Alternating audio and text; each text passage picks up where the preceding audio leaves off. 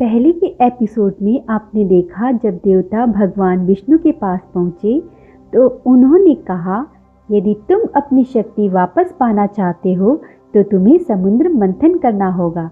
अब आगे की कहानी। देवताओं ने भगवान विष्णु की सलाह मान ली।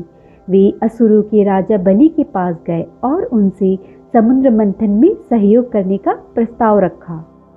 अमर होने की इच्छा में असुरों ने भी यह प्रस्ताव स्वीकार कर लिया।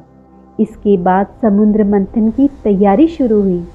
मंदराचल पर्वत को मंथन की मथानी बनाया गया और वासुकी नाग को रस्सी बनाया गया।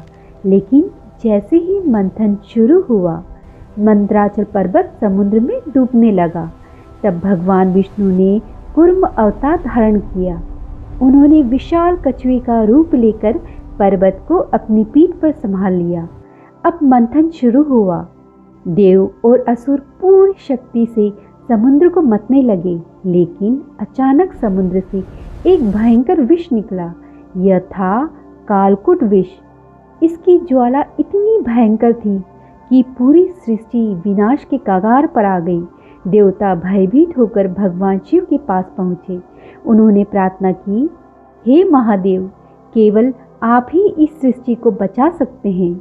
भगवान शिव ने बिना किसी संकोच के उस विष को पी लिया, लेकिन माता पार्वती ने तुरंत उनके कंठ को पकड़ लिया ताकि वे विष उनके शरीर में न फैले। विष उनके कंठ में ही रुक गया। इसी कारण भगवान शिव का कंठ नीला हो गया और वे नीलकंठ कहलाए। भगवान शिव के इस त्याग से सृष्टि बच गई।